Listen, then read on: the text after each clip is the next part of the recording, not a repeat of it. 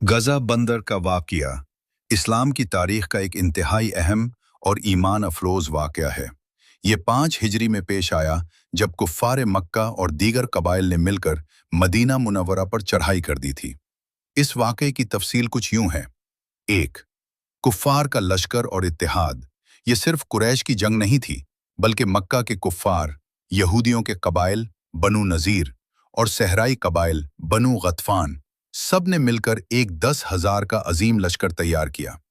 उनका मकसद इस्लाम को जड़ से ख़त्म करना था। इसीलिए इसे अहज़ाब लश्करों वाली जंग कहते हैं।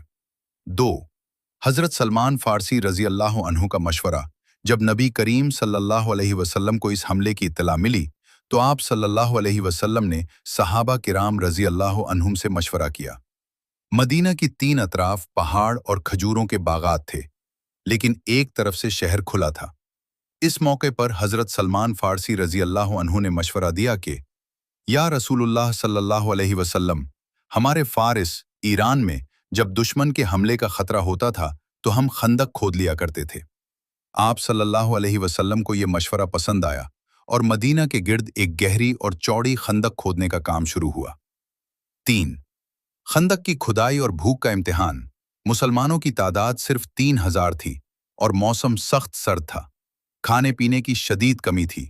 रिवायात में आता है कि सहाबा किराम रज़ी अल्लाह अन्हुम ने भूख की वजह से पेट पर एक पत्थर बांध रखा था, जबकि नबी करीम सल्लल्लाहु अलैहि वसल्लम के शिकम मुबारक पर 2 पत्थर बंधे हुए थे।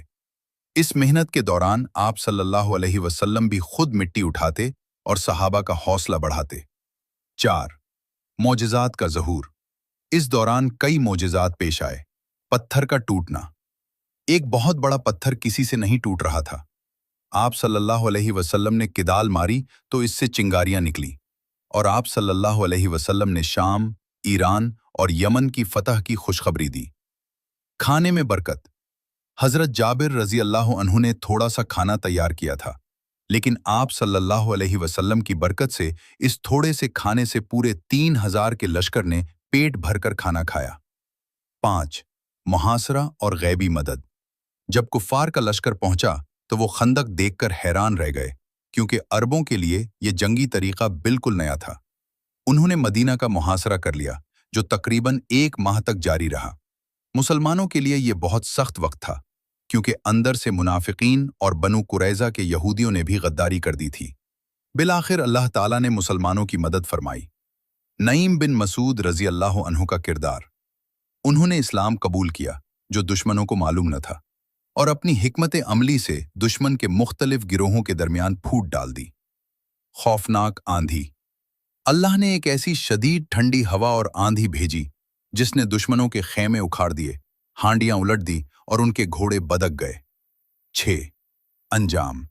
कुफ्फार के हौसले टूट गए और अबू सुफियान ने वापसी का ऐलान कर दिया। बगैर किसी बड़ी खूनरेजी के अल्लाह ने मुसलमानों को फतह अता फरमाई। इस वाक़े के बाद आप सल्लल्लाहु अलैहि वसल्लम ने फरमाया था, अब हम उन पर हमला करेंगे, वो हम पर दोबारा हमला नहीं कर सकेंगे।